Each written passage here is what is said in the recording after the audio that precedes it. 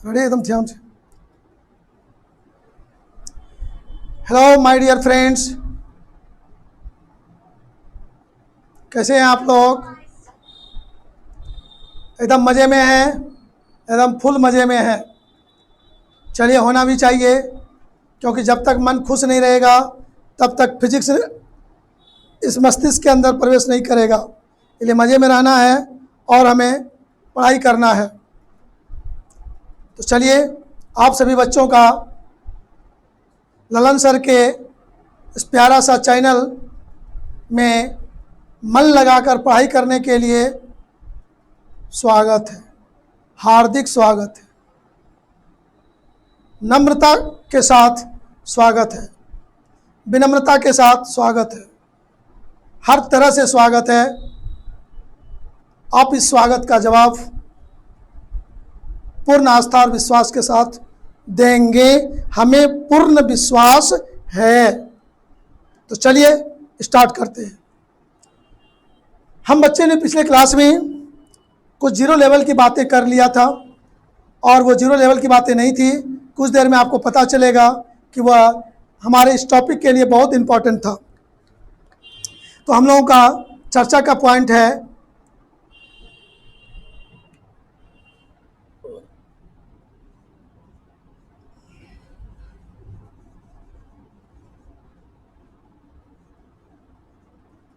Magnetic force. इस magnetic force को हम लोग पढ़ेंगे, हिंदी में कहते हैं चुंबकीय बल।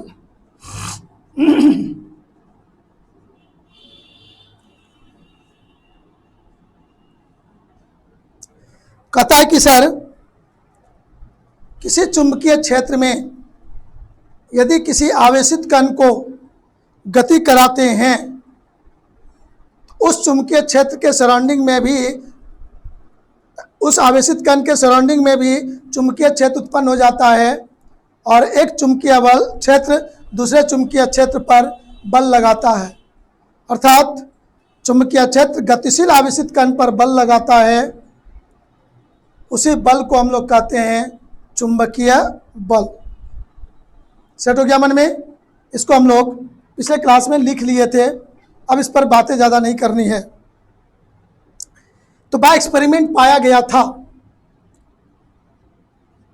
बाय एक्सपेरिमेंट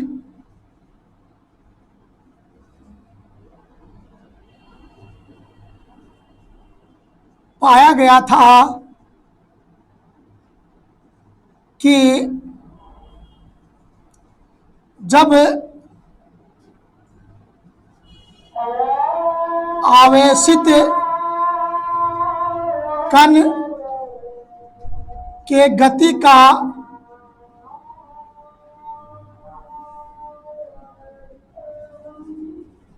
दिशा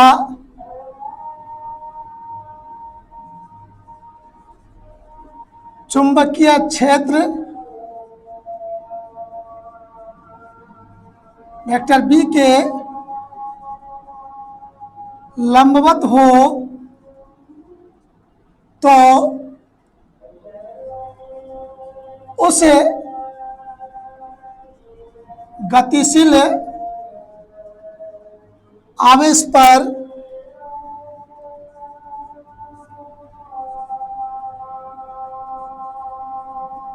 लगने वाला चुंबकीय बल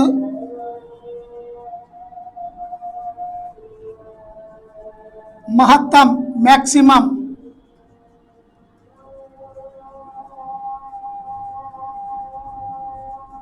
होता है। ये बातें एक्सपेरिमेंट में पाया गया था, और इसको आगे चलकर इसको प्रूफ करके दिखाएंगे। अभी कोई किंतु परंतु मन में नहीं लाना है आपको। जो स्टेटमेंट आपके सामने है वो प्रूफ हो जाएंगे। इसका मतलब हुआ, ध्यान दीजिएगा कि ये जो बल के बारे में बोला जा रहा है, चुंबकीय बल, इसका सिंबल हम लोग वेक्टर एफ लिखेंगे, पुच्छड़ में एम लगा देंगे इस तरह से। एम माने मैग्नेटिक, क्योंकि आगे जाकर हम लोग को चर्चा करना है चुंबकीय बल और इलेक्ट्रोस्टैटिक फोर्स, ये दोनों में तुलना करना होगा। तो दोनों के सिंबल में अंतर हुआ। विद्युत क्षेत्र के कारण जो बल हुआ Fe से डिनोट करेंगे, और मैग्नेटिक फील्ड के कारण जो बल हुआ उसको Fm से डिनोट करेंगे। दोनों के सिंबल में अंतर रहा, इसीलिए वहाँ Fm लिखना जरूरी है आगे तुलना करने के लिए। अब चले आइए इस फोर्स का वैल्यू कैसे निकालेंगे। तो हम बच्चे लोग एक छोटा सा चीज पर विचार करेंगे और थोड़ा सा ध्यान देके सोचेंगे, आगे बढ़ेंगे। एक एक्सपेरिमेंट मैं आपको दिखाता हूं। मान लीजिए ये आपका एक कॉपी है, इसको आप देख रहे हैं। इस कॉपी के पेज को हम इस तरह से करते हैं। तो आपने जब इसको देखा तो गौर से देखिए, मेरे इस हाथ में यहाँ पर जो एक सतह है ये वर्टिकल है, ये वाला वर्टिकल है, ये वाला हॉरिजॉन्टल है ना। गौर से देखिए। तो इसको मैं ये मान सकता हूँ, ये वाला को घर का ये फर्श है, इसको मैं मान सकता हूँ ये घर का दीवार है। तो क्या दोनों एक दूसरे के परपेंडिकुलर होंगे? दोनों एक दूसरे के लंबवत होंगे। 100% विश्वास के साथ हम लोग इसको मान सकते हैं। तो ये एक दूसरे के लंबवत हैं। तो हम लोग ऐसा ही फिगर बनाएंगे। तो ये फिगर आपका 3 डायमेंशनल फिगर होगा। तो मैं आपको चित्र दिखा दिया, आप एक्सपेरिमेंट करके यही फिगर बोर्ड पे मैं बनाऊंगा। अब उसमें से हमको फिगर बनाने के बाद उसमें कुछ चर्चा करेंगे और उसमें आपको दिखाएंगे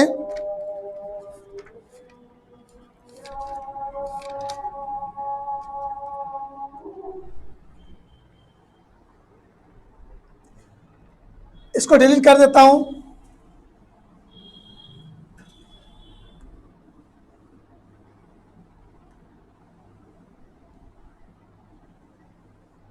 इसमें से हम लोग देखेंगे, उस फिगर को मैं बना रहा हूं।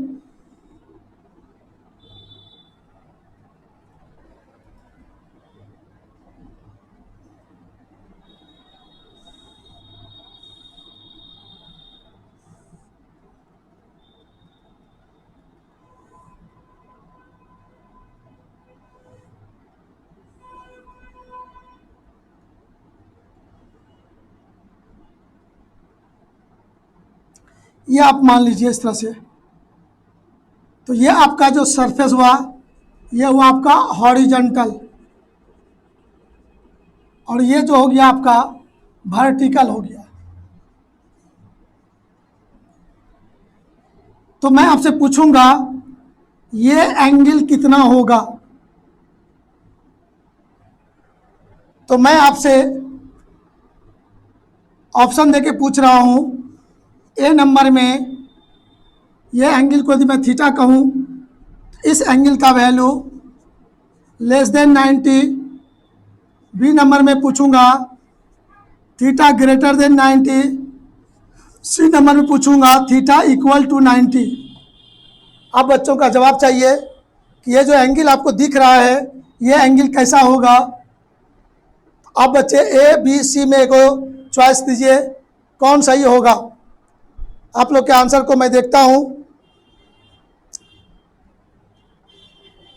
तो हमारे कुछ बच्चे ने जवाब दे दिया है, देखते हैं। किसी ने ए भी लिखा है और किसी ने सी भी लिखा है।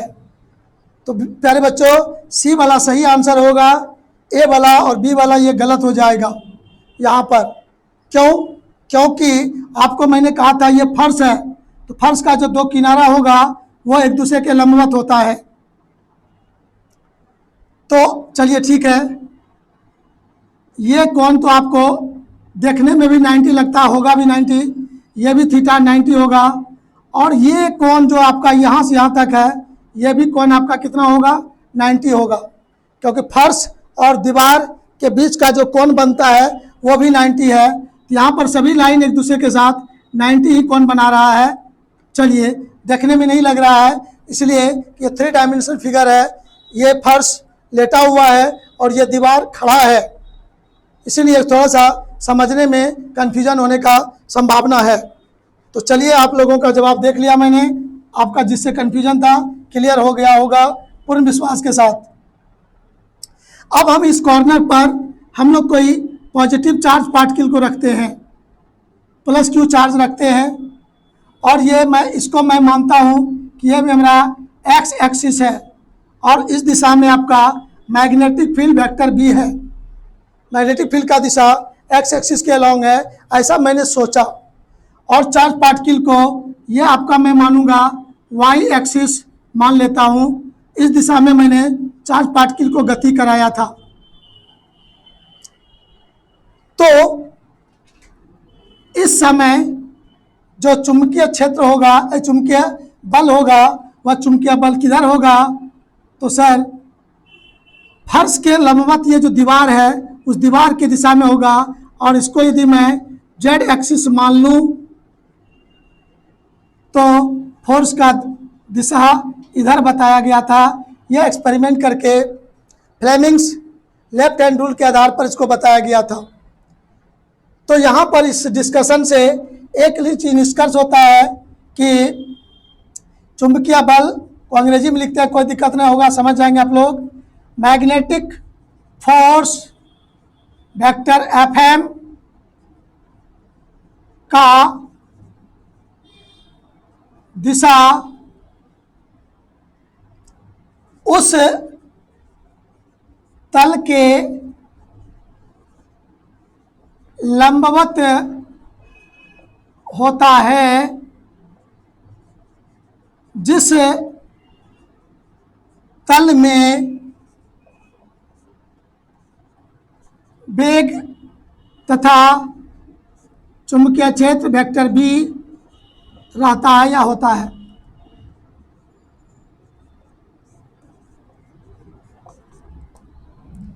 आपको इस फिगर के द्वारा क्लियर है। कहा गया यदि एक्स एक्सिस के दिशा में चुंबकीय क्षेत्र है, वाई एक्सिस के दिशा में वेग का दिशा है, तो जेड एक्सिस के दिशा में फोर्स का दिशा है। ये आपको एक्सपेरिमेंट के आधार पर इतना दूरी तक किया गया था, तब यहाँ पर पाया गया था। अब उसके मैग्नीट्यूड के बारे में बात करूँ मैं, ये सारी बातें प्रूफ हो जाएंगे मैथमेटिकली कुछ दूरी तय करने के बाद। पहले तो मैं लिखा था एक लाइन इसके पहले कि यदि वेलोसिटी और मैग्नेटिक फील्ड एक दूसरे के लंबवत हो तो वह फोर्स मैक्सिमम होगा। दूसरा बात मैंने लिखा उस फोर्स का दिशा किधर होगा? उस तल के लंबवत होगा जिस तल में मैग्नेटिक फील्ड और वेक्टर बी है, उस तल के लंबवत होगा। यदि वेक्टर बी और बी हॉरिजॉन्टल प्लेन में है तो वर्टिकल प्लेन की दिशा में, जेड एक्सिस की दिशा में मैग्नेटिक फोर्स का दिशा होगा। इतना बात आप लोगों ने देख लिया, ये एक्सपेरिमेंट के आधार पर बताया गया था। अब हम लोग मैथमेटिकली इसको डिस्कस करेंगे। तब कहा कि सर मैग्नीट्यूड के बारे में बात किया गया, मैग्नीट्यूड ऑफ मैग्नेटिक फोर्स। अच्छा अंग्रेजी लाइन लिखा गया, इसका हिंदी समझ जाएंगे आप लोग, हिंदी लिख देते फिर भी। चुंबकीय बल का परिमाण के बारे में एक्सपेरिमेंट के आधार पर बताया गया था कि सर यह फोर्स का जो परिमाण है वह आवेशित कण के आवेश के परिमाण के समानुपाती होता है। आवेश का मान बढ़ाते जाएंगे, फोर्स का मान भी बढ़ता जाएगा। आवेश का मान घटाएंगे, फोर्स भी घटेगा। यह पहला बात उन्होंने कहा था एक्सपेरिमेंट से आधार पर। दूसरा बात उसमें कहा गया है इस फोर्स का जो वैल्यू है आवेशित कण के वेग के समानुपाती होता है। आवेशित कण के वेग के समानुपाती होता है, ये बात बताया गया था। तो इन दोनों बातों को एक साथ कंबाइन करके बोला जाए तो कहेंगे हम लोग एफ एम समानुपाती क्यू इंटू भी, ये हो जाएगा। एक साथ बोलेंगे तब, तो फिर उसको इक्वल में कन्वर्ट करेंगे समानुपाती चिन्ह को, तो कोई ना कोई कांस्टेंट होगा। और यहाँ पर जो कांस्टेंट दिया गया बी इंटू क्यू इंटू भी, ये बोला गया आपका। तो जहाँ पर बी क्या हुआ आपका, जहाँ बी, ध्यान दीजिएगा, जहाँ बी एक नियतांक है जिसे यहाँ चुंबकीय क्षेत्र की तीव्रता या लिखो, चुंबकीय क्षेत्र की तीव्रता या प्रवणता भी कहा जाता है, तीव्रता कहा जाता है। अब यहां पर देख लीजिएगा आप लोग, जो दो लाइन लिखा उसके पहले एक लाइन लिखा, अभी दूसरा लाइन लिखा, उसके बाद फिगर के बाद उसका वैल्यू बता रहा हूं। तो ये जो फोर्स आपका है, ये फोर्स सभी फोर्स नहीं है, ये फोर्स महत्तम फोर्स है, क्योंकि V और B के बीच का कोण कितना डिग्री है, 90 डिग्री है। तो V और B जब लंबवत होगा तो फोर्स का वैल्यू भी मैक्सिमम होगा। तो ये भी प्रूफ करके आपको दिखाएंगे कुछ देर में, यह फोर्स मैक्सिमम हुआ फार्मूला के माध्यम से। तो इतना दूर तक हम लोगों ने इस मैग्नेटिक फोर्स के वैल्यू को देखा। This force is maximum magnetic force, maximum magnetic force, यह आपको बताया गया है। अब हम लोग कि सर एक प्रश्न मन में उठेगा, क्या आपका सर ये जो चार्ज पार्टिकल का वेग का दिशा है हमेशा मैग्नेटिक फील्ड के लंबवत ही रहेगा? का कोई ज़रूरी नहीं है।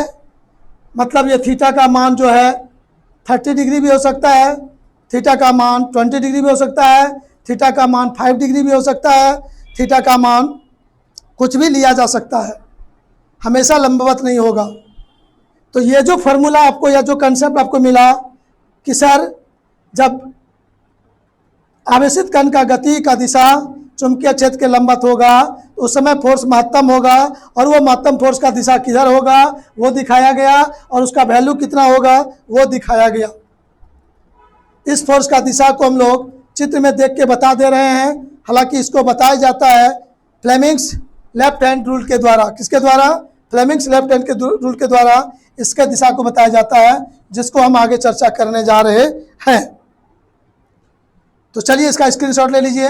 अब मैं आपको चेंज करके बताता हूं, यदि थीटा का मान 90 से छोटा ले लिया जाए, 30 डिग्री, 40 डिग्री, 50 डिग्री, 55 डिग्री ये ले लिया जाए, तब उस मैग्नेटिक फोर्स का वैल्यू कैसे बताएंगे आप लोग? तो पूरा मन लगा के सुनेंगे। यहाँ तक जितनी बातें बताया गया हमको पूर्ण विश्वास है कि आपने सुना होगा, गौर से इसको देख लिया होगा। जो बच्चे थोड़ा लेट करके आए हैं, देर से सुन रहे हैं, उनसे रिक्वेस्ट है कि इसके आगे जो मैं बोलने जा रहा हूँ उसमें विशेष ध्यान दीजिएगा, और इस यहाँ तक के बात को फिर बाद में वीडियो देख लीजिएगा। आपको हर एक चीज़ गारंटी है कि माइंड में सेट हो जाएगा। तो चलिए मैं आगे बढ़ता हूँ और इसको डिलीट करता हूँ। आगे बढ़ूँ? Yes sir.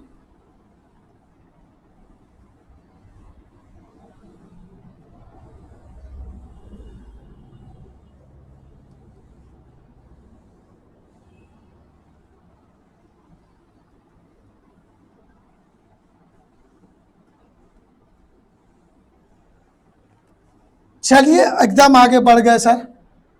अब यहां पर से देखिएगा, यदि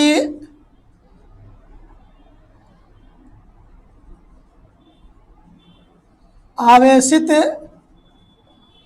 कण के वेग वेक्टर v तथा चुंबकीय क्षेत्र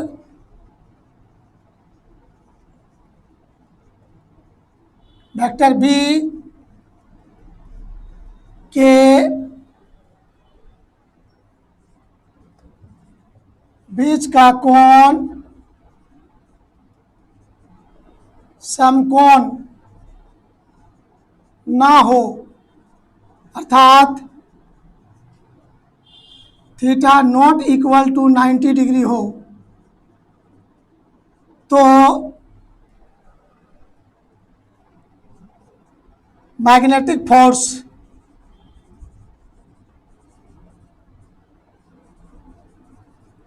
क्या होगा उसको हम लोग देखेंगे।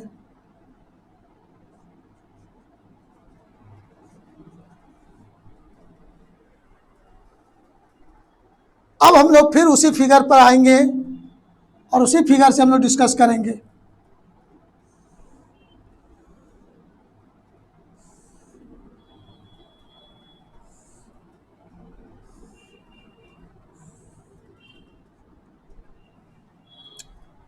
तो ये वर्टिकल हो गया, ये हॉरिजॉन्टल हो गया।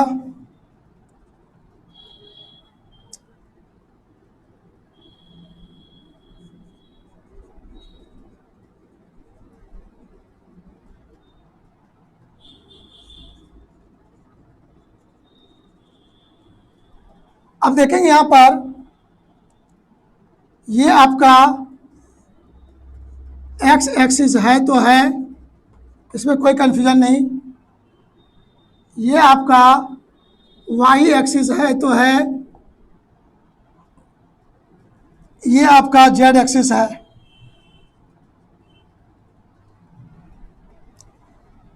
अब सर हम लोग देखते हैं यहाँ पर किसी आवेशित कण को मैं यहाँ रख रहा हूँ इस बार, और इसका चार्ज है प्लस क्यू, और इसका एक का दिशा मैं इधर दिखा दिया हूँ, वो इस दिशा में गति कर रहा है। एक्स एक्सिस के दिशा में आपका वेक्टर बी है, मैग्नेटिक फील्ड है, और इस दिशा में गति किया तो ये थीटा देखने में आपको लग रहा है लेस देन 90। यदि वाई एक्सिस के पैरेलल एक लाइन खींचें, वाई एक्सिस के पैरेलल एक लाइन खींचें, तब ये पूरा कोण आपका 90 होगा, क्योंकि ये भी कोण आपका 90 है, तो यहाँ पर भी ये कोण 90 हो जाता। लेकिन वो थोड़ा तिरछा दिखाए हैं और इसका कोण जो है 90 से छोटा कहे हैं, तो पहले वाला फिगर में इसमें थोड़ा सा अंतर हो गया। तो सर ये आपका तो निश्चित वाई एक्सिस हो गया, इधर एक्स एक्सिस है, ये है आपका, इधर दिखा दीजिए आप अपने मन से, जेड एक्सिस के समांतर जेड एक्सिस हो जाएगा। तो मैं आपको सिखाया था पिछले क्लास में कि किसी भी वेक्टर का दो कंपोनेंट लेने के लिए सिखाया था। यदि इसको एक्स एक्सिस मानो और इसको वाई एक्सिस मान लो, यहाँ पर कोई वेलोसिटी भी है और ये कोण थीटा है, तो इसका कंपोनेंट इधर हो जाएगा भी कॉस थीटा और इधर हो जाएगा भी साइन थीटा। ये आप मानने के लिए 100% तैयार हैं। पिछले क्लास में इस पर बहस मैंने स्पेशली किया था। तो डियर स्टूडेंट, यहाँ पर वेलोसिटी का 2 कंपोनेंट लेना है आपको इस फिगर में। इस फिगर में वेलोसिटी का कंपोनेंट लेंगे, इधर हो जाएगा भी कॉस थीटा और इस दिशा में हो जाएगा भी साइन थीटा। तो सर अभी जो थ्योरी आपको सिखाया गया था उसमें यह कहा गया था कि मैग्नेटिक फील्ड और वेलोसिटी परपेंडिकुलर होना चाहिए, लेकिन मैंने परपेंडिकुलर लिया ही नहीं है शुरू में। तब मेरे पास एक कंसेप्ट है वेक्टर टॉपिक में कि किसी भी वेक्टर का 2 परपेंडिकुलर कंपोनेंट लिया जा सकता है, मतलब वेलोसिटी को 2 भागों में बांटा जा सकता है। तो वेलोसिटी को मैंने बांटा तो उसका वाई एक्सिस के दिशा में कंपोनेंट हो गया भी साइन थीटा। तो वेक्टर बी जो ये मैग्नेटिक फील्ड है, ये मैग्नेटिक फील्ड जो वेक्टर बी है आपका वो, और ये भी साइन थीटा के बीच का कोण 90 होगा। तो अब वेलोसिटी भी का यूज ना करके उसका ये कंपोनेंट लेंगे, क्योंकि ये भी साइन थीटा बी के साथ परपेंडिकुलर होता है। तब अभी जो थ्योरी बताया गया था आपको यहाँ पर, तब मैं कहूँगा एफ एम मैग्नेटिक फील्ड का परिमाण बराबर जो होगा, मैग्नेटिक फील्ड बी था, नहीं बी तो बाद में देखते हैं, चार्ज क्यू था, मैग्नेटिक फील्ड आपका है, तो वेलोसिटी का स्थान पर भी नहीं लिख के लिखेंगे इस बार भी sine theta into magnetic field B, यही आपका फोर्स का वैल्यू हो जाएगा। यदि लंबवत करेंगे तो यहाँ पर 90 बैठाएंगे, 90 बैठाएंगे साइन 90, 1 कहानी खत्म, ये नहीं रहेगा। तो फिर वही आ जाएगा जो कुछ देर पहले आपको यहाँ पर लिखे थे, क्यू भी बी मिला था वही आ गया। लेकिन इस बार एंगल थीटा का मान 90 नहीं है, तो यहाँ पर उसका कंपोनेंट हो गया भी साइन थीटा, यहाँ पर यूज हो गया। तब आप इस मैग्नेटिक फोर्स का वैल्यू लिखोगे क्यू भी बी साइन थीटा, बाद में भी लिख सकते हैं, गुना में है तो आगे पीछे कर सकते हैं। तो इस तरह का ये एक टर्म आपके सामने बन गया। तो यही हो गया इक्वेशन नंबर 1 कि यदि मैग्नेटिक फील्ड और चार्ज पार्टिकल के गति वेग का दिशा के बीच का कोण थीटा 90 ना हो, कोई दूसरा एंगल हो, तो उस समय मैग्नेटिक फोर्स का वैल्यू हम लोग इस फार्मूला से लिखेंगे। और अभी भी फोर्स इधर ही लगेगा, क्योंकि आपने वेलोसिटी नहीं लिया है, वेलोसिटी का परपेंडिकुलर कंपोनेंट लिया है, v sin थीटा लिया है, लेकिन आपको फोर्स का दिशा के बारे में बोला ही गया है शुरू से कि वह उस तल के लंबवत होता है जिस तल में मैग्नेटिक फील्ड और वेलोसिटी होता है। तो मैग्नेटिक फील्ड और वेलोसिटी हॉरिजॉन्टल प्लेन में है, तो उसके परपेंडिकुलर आपका वर्टिकल प्लेन होता है, इसलिए मैग्नेटिक फोर्स का दिशा हमेशा परपेंडिकुलर दिशा में ही होगा, वर्टिकल डायरेक्शन में ऊपर की ओर होगा। तो चलिए, यह हो गया चुंबकीय बल का रियल फार्मूला। इसका उपयोग हम लोग सभी जगह कर सकते हैं। तो समीकरण 1 ध्यान दीजिएगा, समीकरण 1 द्वारा किसी भी स्थिति में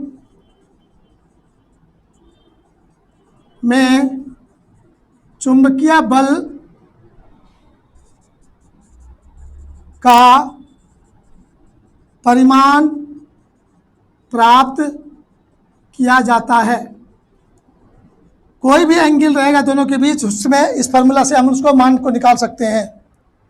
तो चुंबकीय बल एक सदिश राशि है, तो ये फार्मूला सिर्फ परिमाण को बताएगा, लेकिन इस फार्मूला से दिशा का कोई जानकारी नहीं होगा। ये तल के लंबवत जो होगा दिशा, ये बताया गया आपको एक्सपेरिमेंट के द्वारा बताया गया है, लेकिन उसके लिए कोई मैथमेटिकल फार्मूला आना चाहिए जिस फार्मूला से उसका दिशा को बताया जाएगा। तो चलिए आइए हम लोग अब दिशा पर गौर करेंगे कि इस मैग्नेटिक फोर्स का दिशा किधर होना चाहिए। तो इतना बात तक याद होगी आपको। अब हम लोग यहाँ से इसको डिलीट करके आगे बढ़ेंगे। तो आप लोग स्क्रीनशॉट ले लीजिए जल्दी से, तब हम लोग यहाँ से एक कदम आगे बढ़ाएंगे। अब गप करेंगे चुंबकीय बल का दिशा, मैग्नेटिक फोर्स का दिशा किधर होगा। थोड़ा देर में आपको पिछले क्लास का थ्योरी जो बताया था मैंने आपको, 0 लेवल का क्लास लिया था पिछले दिन, उसका उपयोग अभी करके दिखाएंगे। तो चलिए तैयार हो जाइए, मैं इसको डिलीट करता हूँ और अब हेडिंग बनाऊंगा चुंबकीय बल का दिशा।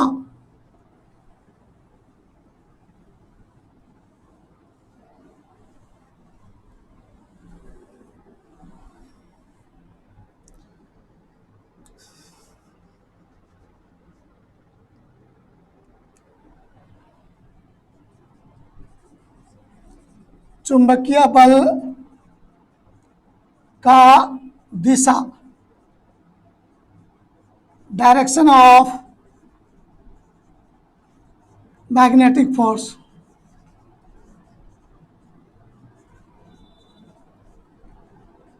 ये मैं मान लेता हूं कि चुंबकीय बल यदि सदिश राशि है तो उसके दिशा में कुछ न कुछ यूनिट वेक्टर होगा, ऐसा हम लोग कल्पना करते हैं।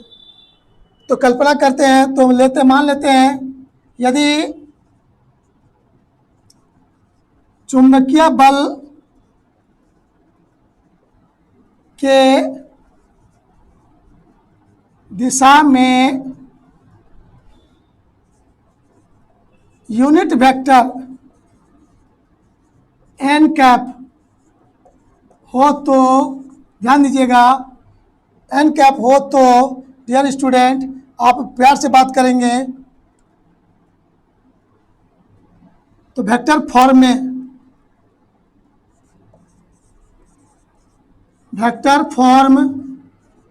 में चुंबकीय बल लिखना चाहेंगे हम लोग, तो सर एफ लिखकर उस पर एरो दे देंगे। तो इसका मतलब होगा एफ का मान लिखेंगे और उसको गुना करेंगे किससे, एन कैप से, क्योंकि किसी भी सदिश राशि का यदि यूनिट वेक्टर एन कैप है तो उसको एन कैप से गुना करेंगे तो वह वेक्टर फॉर्म में आ जाता है। तो समीकरण 1 में एफ एन का मान निकाल चुके थे आप, तो वो मान बैठा देंगे हम लोग, तो हम लोग का रिजल्ट आएगा Q B sine theta into हो जाएगा आपका एन कैप। अब देखिए पिछले क्लास का कंसेप्ट यहाँ पर लागू होने वाला है, क्रॉस प्रोडक्ट का कंसेप्ट। क्यों हमेशा एक अदिश राशि होता है, उसको वेक्टर से कोई मतलब नहीं है, तो उसके साथ कोई छेड़छाड़ नहीं, उसको साइड में रखेंगे। क्यों को हम साइड में रखेंगे। और इतने सारे चीज़ों को गौर से देखिए आप लोग, इतने सारी चीज़ों को हम लोग गौर से देखेंगे तो हम बच्चों को बरसक याद है, पिछले क्लास का कंसेप्ट याद होगा आपको।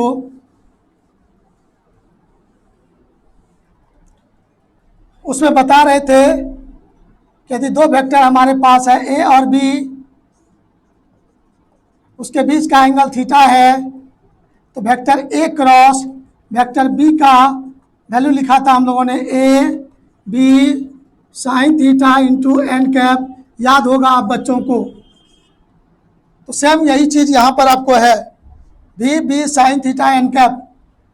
तो बी की जगह खाली ए है, तो वहाँ ए क्रॉस बी लिखे थे, यहाँ भी है तो बी क्रॉस बी, तो ये हो जाएगा sir vector B cross vector B हो जाएगा।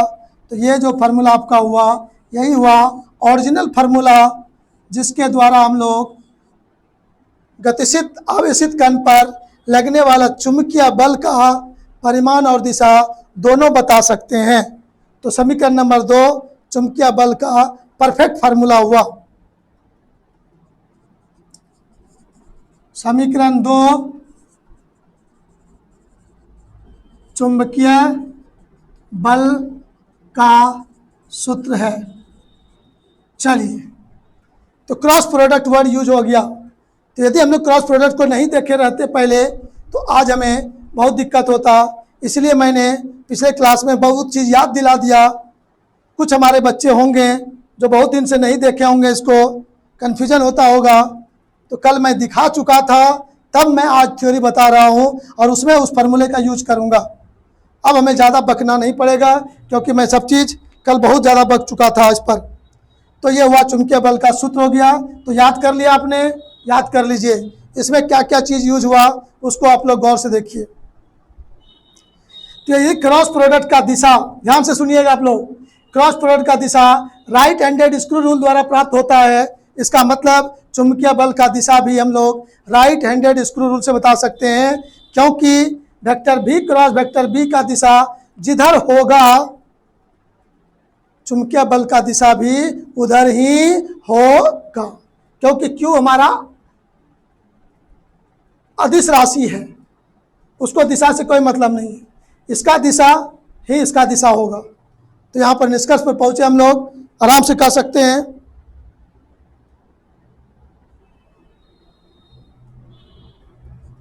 वेक्टर एफ एम का दिशा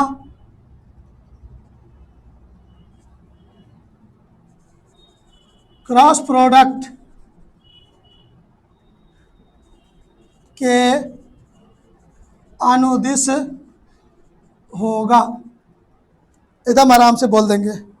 तो चलिए, वो जो भी दिशा पहले एक्सपेरिमेंट के द्वारा दिखाया गया था, अब ये बातें उसको प्रूफ करेगा, यस होता है, ऐसा ही होगा। तो चलिए, यहाँ तक हम लोग बात खत्म कर लिए। अब हम लोग एक स्टेप आगे बढ़ाते हैं, बढ़े आगे। यस, तो चुंबकीय बल के सूत्र को हम लोगों ने देख लिया। अब ये फार्मूला याद रखना है और इसी फार्मूला के द्वारा आगे जितना थ्योरी पढ़ेंगे सब जगह इसी फार्मूला का उपयोग करेंगे। तो इस फार्मूला में बहुत चीज़ें छिपा हुआ है, उस सारे चीज़ों को हम लोग अब निकालेंगे। राइट, तैयार हैं हम लोग उस चीज़ों को निकालने के लिए? एकदम तैयार हैं, वेरी गुड। आइए हम लोग गौर से देखते हैं, कुछ स्पेशल बात करते हैं।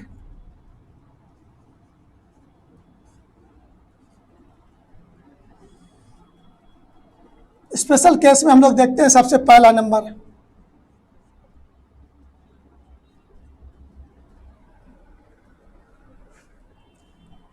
चुंबकीय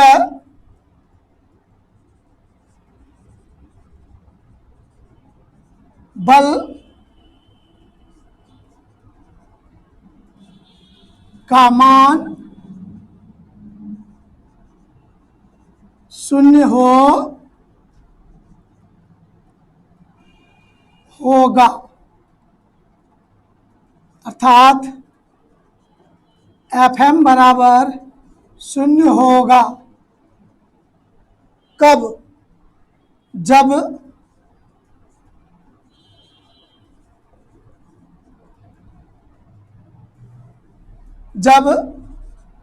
Q बराबर 0 हो,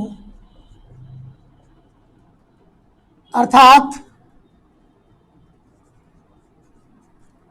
कण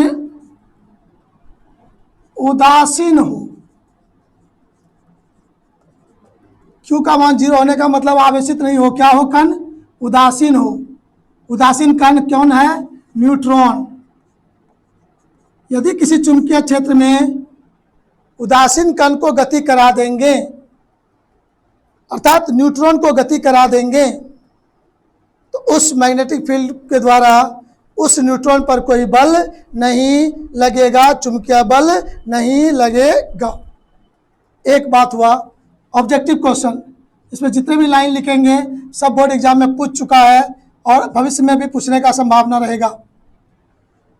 दूसरे बात फिर लिखेंगे Fm, अब शॉर्ट में लिखते हैं, Fm बराबर 0 होगा जब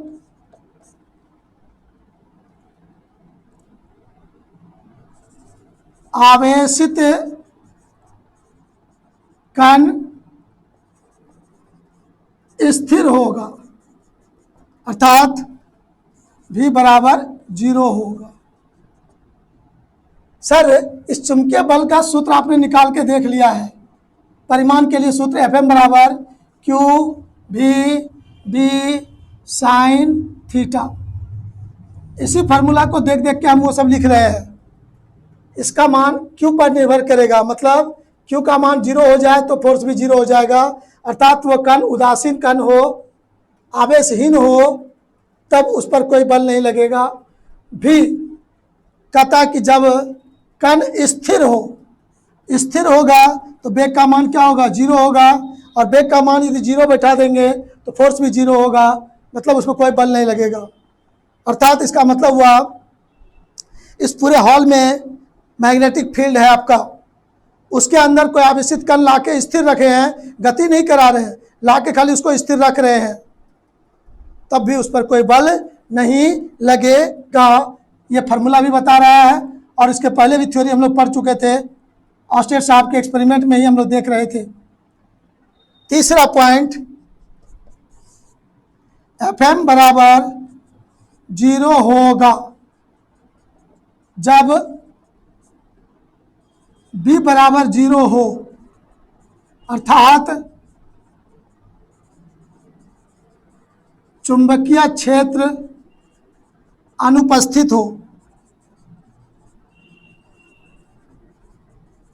सर, इस हॉल में चुंबकीय क्षेत्र नहीं है और आवेशित कण को हम गति करा रहे हैं, दौड़ा रहे हैं, कोई भी चुंबकीय बल उस पर नहीं लगेगा। चुंबकीय क्षेत्र नहीं तो चुंबकीय बल का कोई गप नहीं। B का मान 0 बैठाएंगे तो देखिए आपका मान 0 निकल जाएगा। तो ये सब ऑब्जेक्टिव लाइन बन रहा है आपका। नंबर 4, अब गौर से देखिएगा, गौर से यहाँ पर कि सर आवेशित कण भी होगा, गति भी करेगा, चुंबकीय क्षेत्र भी रहेगा, फिर भी बल नहीं लगेगा, ये कोई संभावना है? तो यस सर, एक संभावना है। Fm बराबर 0 होगा जब, आप लोग अपने कॉमन सेंस से बताओ, अब क्या केस होगा जब चुंबकीय बल का मान 0 होगा, आवेशित कण भी होगा, गति भी कराएंगे, वेग भी होगा, चुंबकीय क्षेत्र भी होगा, लेकिन फिर भी बल नहीं लगेगा, ऐसा कोई संभावना है? तो आपके पास आंसर है, आपने सही जवाब सोचा है। कुछ बच्चों का जवाब हमको दिखने लगा, एकदम सही जवाब आपने दिया। तो आपका यहाँ पर जवाब क्या होगा? गौर से देखो, कुछ बच्चों ने दे भी चुका और लगता है सही जवाब है। आगे बढ़ के देखते हैं। Fm बराबर 0 होगा, तो सर एक टर्म आपके सामने दिख रहा है यहाँ पर, अब थीटा है सर, ये सब है, ये भी प्रेजेंट है, ये भी प्रेजेंट है, ये भी प्रेजेंट है। अब सिर्फ थीटा के बारे में बात करो। तो जब सिर्फ थीटा के बारे में बात करोगे तो जब थीटा बराबर 0 डिग्री हो तो साइन 0 डिग्री बराबर 0, 0 गुना सब चीज 0। जब थीटा बराबर 0 हो, अर्थात इसको भाषा में लिखेंगे, अर्थात कण का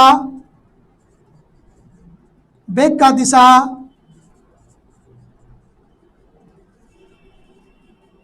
दिशा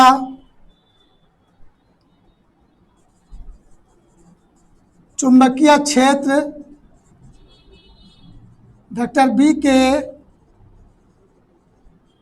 दिशा के अनुदिश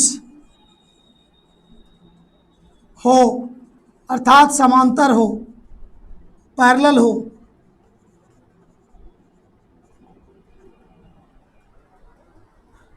मैग्नेटिक फील्ड यदि पूरब है तो गति का दिशा भी पूरब हो, एक दूसरे के पैरेलल हो, पूरब होगा, सेम डायरेक्शन होगा या पैरेलल होगा। तो ऐसे केस में थीटा 0 बनता है, और थीटा यदि 0 बन जाएगा तो साइन 0 0 होगा, 0 इंटू समथिंग 0 होगा, फोर्स का मान भी 0 होगा। तो ये सब बातें आपको याद रखना होगा। ऑब्जेक्टिव आएगा, फटाफट हम लोग जवाब दे देंगे। इतने सारे केसेस आपके सामने दिखाई पड़ रहा है। एक पॉइंट और बनने वाला है, गौर से आप देखिए। इसको यदि चित्र में हम दिखाना चाहें तो ऐसे दिखाएंगे। मैग्नेटिक फील्ड यदि पूरब की ओर है, चुंबकीय क्षेत्र का आवेशित कण का जो गति का दिशा है वह भी पूरब होगा, तो यह पैरेलल हो गया या सेम डायरेक्शन होगा, तो फोर्स 0 हो जाएगा। तो एक और कंडीशन है जहाँ पर फोर्स 0 होगा।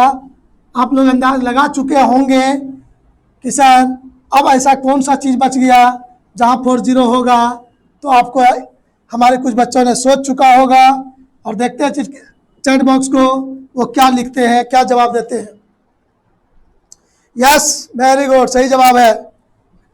सही जवाब आपने सोचा कि सर एंटी पैरेलल होगा, अर्थात विपरीत दिशा में होगा। 5वां नंबर में हम लोग लिखेंगे चुंबकीय बल Fm 0 होगा जब कण का वेग का दिशा चुंबकीय क्षेत्र के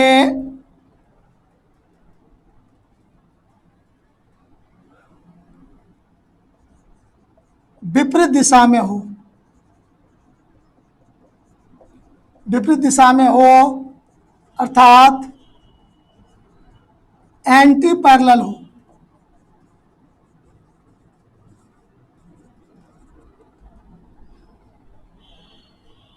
इसका मतलब हुआ, चित्र में देखते हैं इसको, बी यदि पूरब की ओर है तो आवेशित कण का गति पश्चिम की ओर होना चाहिए। तो ये एंटी पैरेलल हो गया। यहाँ पर थीटा 180 डिग्री होता है, तो सारे बच्चों को याद है इस दुनिया में साइन 180 डिग्री 0 होता है। इसका मतलब यहाँ पर फोर्स क्या हो जाएगा, 0 हो जाएगा। तो इतने सारे केस हुआ फोर्स का 0 होने का। मैग्नेटिक फोर्स लगता है, लेकिन इतने सारे केस कह रहे हैं कि मैग्नेटिक फोर्स नहीं लगता है। क्लियर हो गया बात? माइंड में सेट हुआ आपको? Yes sir. ये था स्पेशल केस में फोर्स का मान 0 होने का कंडीशन। अब आपको मैं बताता हूँ फोर्स का मान मैक्सिमम होने का कंडीशन, जो सबसे पहले लाइन हम लोग पढ़ चुके थे। आज वो लाइन अब प्रूफ हो जाएगा फार्मूला के द्वारा। तो चलिए नंबर 6 में मैं उसी को लेता हूँ, तो इसको डिलीट कर देता हूँ, तब नंबर 6 बताता हूँ आपको।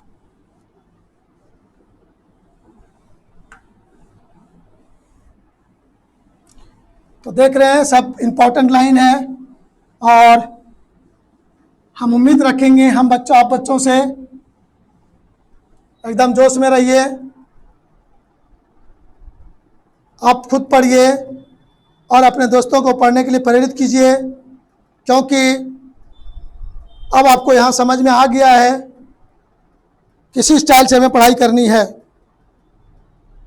आज मेरे पास कुछ बच्चे आए थे जो मेरे लॉज में रहते थे, घर में रहते थे, और उन्होंने बताया कि सर हम लोग जिस इलाके में रहते हैं वहाँ पर भी कुछ बच्चे लोग, दोस्त लोग मिल के पढ़ाने का काम शुरू कर दिया है। हम लोग उसी में व्यस्त हो गए थे, बुड़बक बन रहे थे। कोई कंसेप्ट नहीं देता है सर, बस पैसा तो ले रहा है। कुछ लोग मिल माल के उजरा पुजरा के आप ही लोगों का वीडियो देख देख के हम लोग को पढ़ाता है और पैसा लूट रहा है। कोई कंसेप्ट नहीं दे पाता है, हर जगह फंस जाता है। जहाँ पर डिस्कस होता है कुछ पूछ देते हैं तो गाड़ी फंस जाता है। ऐसे शहर के चारों तरफ सभी इलाके में ये सब काम अभी चल रहा है तेज़ी से।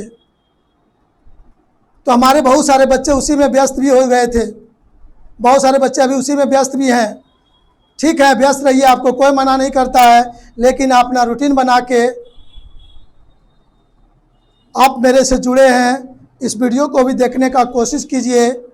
कारण है कि निश्चित रूप से कुछ न कुछ अच्छा चीज़ आपको मिलेगा। आपको जितनी सुविधाएं चाहिए वो सारी चीज़ें मैं देने के लिए कमिटमेंट किया हूं और देने का प्लानिंग कर लिया हूं और दे भी रहा हूं।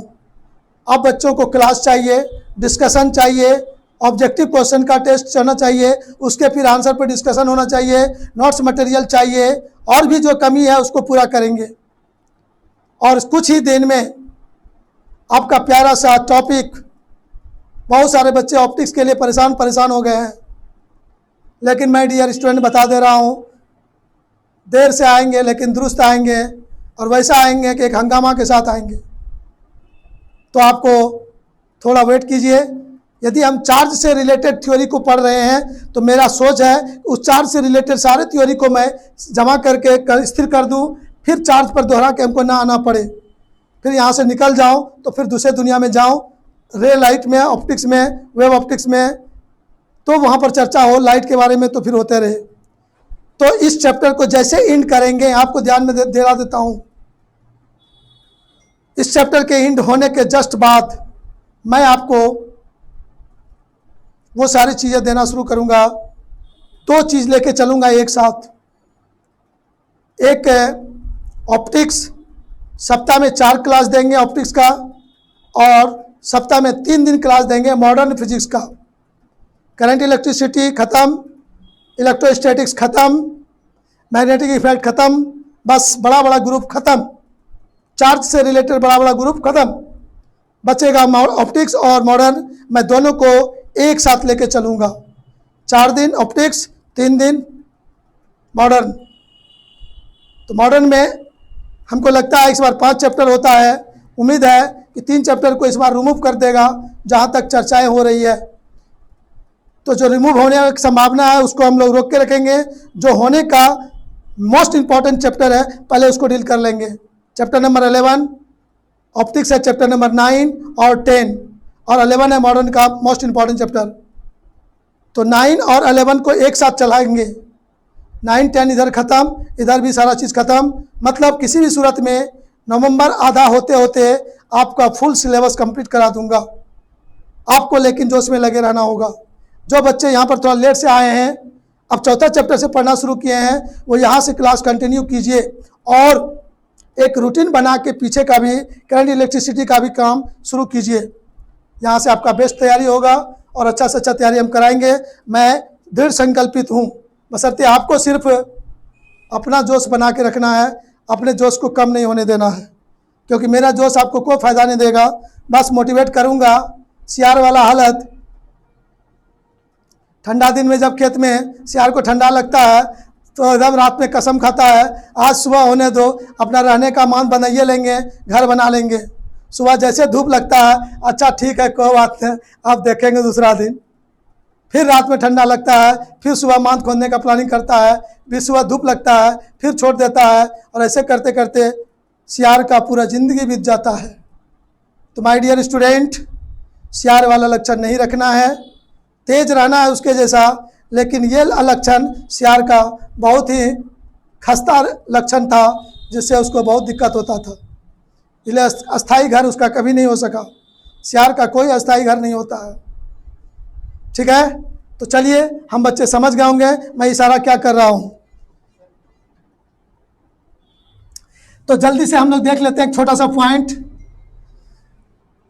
वो छोटा सा पॉइंट क्या है आपके नज़र में है, और मैं एक पॉइंट ले रहा हूँ,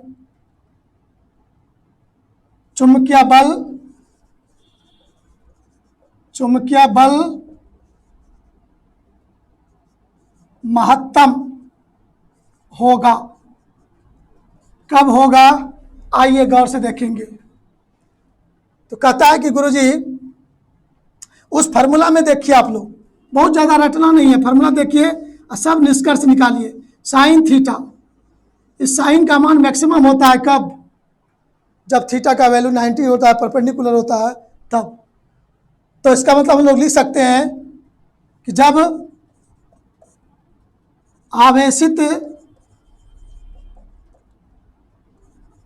कण के वेग तथा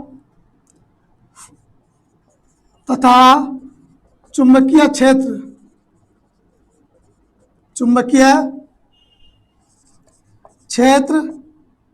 वेक्टर बी के बीच का कोण थीटा बराबर 90 डिग्री हो, तो चुंबकीय बल Fm का परिमाण Fm बराबर क्यू बी साइन 90, तो Fm बराबर क्यू बी। तो सबसे पहले हमने यही लिखा था, वो फिर मैथमेटिकली प्रूफ हो गया। This is the maximum value of magnetic force. ठीक है, तो मैग्नेटिक फोर्स के वैल्यू को मैंने आज देखा, फार्मूला देखा, थ्योरी देखा, छोटा छोटा सोच देखा। अब हम लोग इसके डायरेक्शन पर गप करेंगे, लेकिन थोड़ा सा हरासमेंट अभी दिख रहा है, इसलिए आज मैं चर्चा अब नहीं करूंगा। अब फिर मैं आपको अगले क्लास में ये सारी चीज़ें दूंगा। तो लगातार मैं कमिटमेंट क्या हूँ कि इस तरह से जुड़े हुए, तो 3 क्लास हैं और आपको कम से कम 2 या 3 क्लास और लगेंगे, जिसको क्लास को कंटिन्यू करना है। चैप्टर 4 का जहाँ से शुरू किया मैंने, सेशन 1, 2, 3, आज का 4 है, 5, 6, 7 या 8 तक कंटिन्यू आपको देख लेना है। जो बच्चे आज से शुरू किए हैं वो 3 पिछले का तुरंत देख लीजिएगा, सुबह कल शाम होते होते उस तीनों को देख लेना है, और आज का देखा आपका एकदम मजबूत हो जाएगा, आपके अंदर एक ताकत सा दिखने लगेगा।